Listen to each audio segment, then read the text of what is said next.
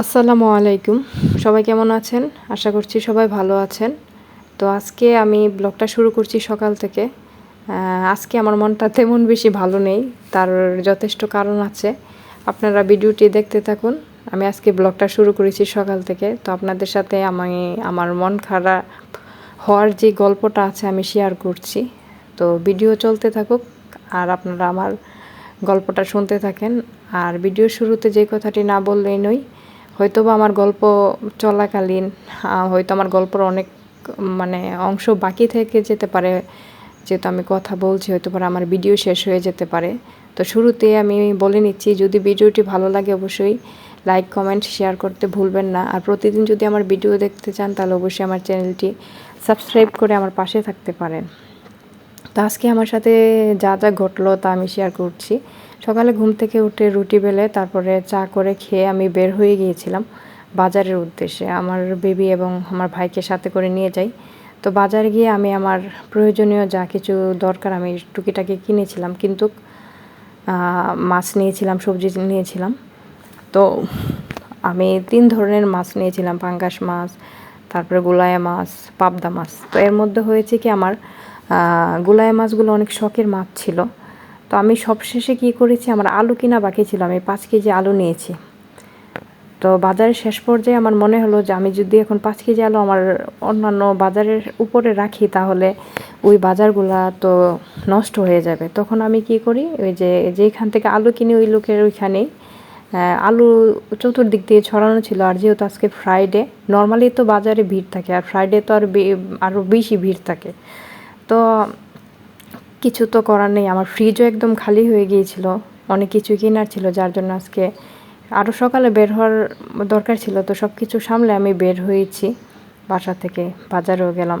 তো আলুগুলা কেনার সময় হয়েছে কি, আমি বাজার যা কিছু ব্যাগের মধ্যে আছে, আমি 2টা ব্যাগ নিয়ে যাই না, নর্মালি একটা ব্যাগ নিয়ে যাওয়ারই চেষ্টা করি, কারণ 2টা ব্যাগ আমার কাছে মনে হয় ঝামেলা। আর যেহেতু আমি প্রতি সপ্তাহে বাজার করি সেহেতু আমি 2টা ব্যাগ না নিয়ে যাওয়াটাই কমফোর্ট ফিল মনে করি।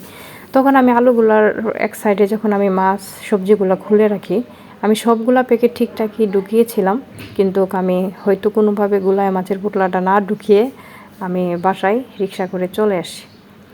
যেহেতু আমি আমার বেবিকে নিয়ে গিয়েছিলাম বাজারের এক সাইডে, আমার ভাইয়ের কাছে দিয়ে গিয়েছিলাম, এটাও আমার একটা টেনশন ছিল বাসায় কখন ফিরবো, প্রায় অনেকটা বেলা হয়ে গিয়েছে।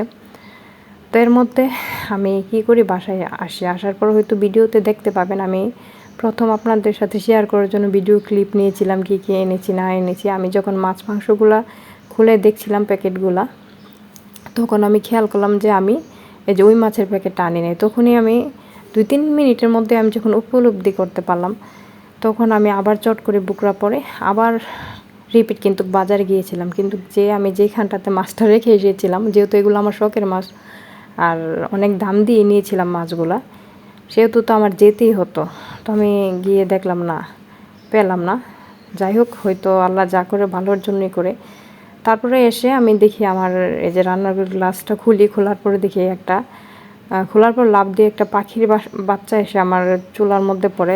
যদিও চুলা বন্ধ করা ছিল, দেখি পাখির বাচ্চাটা আধমরা, বা মোট কথা একদমই প্রাণ ছিল না দেহে। পরে আমি বুঝতে পারলাম না এটা কোথা থেকে আসলো, জানলা খোলার সাথে সাথে পড়ছে, এই যে হয়তো আপনারা এখন দেখতে পাবেন এটা ছিল। পরে এটাকে আমি ফেলে দিয়ে এই যে দেখেন, আমি যে বাজারগুলো কিন্তু প্রথম ক্লিপটা যে নিয়েছিলাম এটা হচ্ছে এটা। তো কিছু করার নেই। এর মধ্যে দেখি 11টা-12টার সময় আমাদের এদিকে যেহেতু এখন জ্বালানির সংকট, গ্যাস অনেকটাই কমে যায়, তখন আমি কি করব, বাজার থেকে এসে দেখি যে গ্যাসের যে গ্যাসের পরিমাণ খুবই কমে গিয়েছিল। আমি ভাত বসিয়ে দিয়েছি, ভাতটা যেখানে নর্মালি মনে করেন আমার 15-20 মিনিটে হয়, এটা আমার মিনিমাম 1 ঘন্টা লেগেছিল।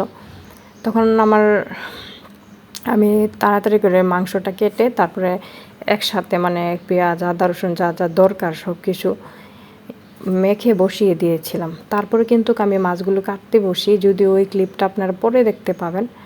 তো মাছগুলো কেটে আমি এখানে ধুয়ে নিচ্ছিলাম, আর ওই মাছটার কথা কিন্তু বারবার মনে পড়ছিল। তবে গ্যাসের যে অবস্থা, আজকে কিন্তু আমার রান্না করে খাওয়া হতো না। তবে আল্লাহ যা করে হয়তো সবসময় ভালোর জন্যই করে। আমরা হয়তো সবসময় অনেক জিনিস শখের জিনিসগুলো নিয়ে মন খারাপ করি। আজকে হয়েছে কি, আমি যখন বাজারে যাই যাওয়ার সময় আরেকটা ঘটনা আছে। আমাদের পাশের বাসায় বিরিয়ানি রান্না করছিল আমাদের মহল্লার আর কি।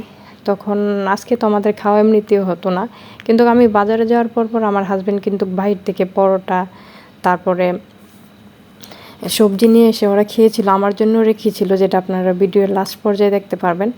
তো এখন ভাত, মাংস, ভাত, তরকারি বলতে কিছুই হয়তো খাওয়া হতো, নয়তো খেতে খেতে আমাদের 3টা বেজে যেত। কিন্তু এই যে আল্লাহ যে যা করে ভালোর জন্যই করে, একদিক থেকে হয়তো আমার মনটা খারাপ ছিল, তারপরে বাসায় এসে এই অবস্থা দেখি যে গ্যাস চলে গেছে, মানে পুরোপুরি মনটা খারাপ হয়েছিল। তারপর আল্লাহর ভরসা রেখে আমি আমার কাজগুলা করছিলাম, যেহেতু শুক্রবার নামাজ পড়তে হবে।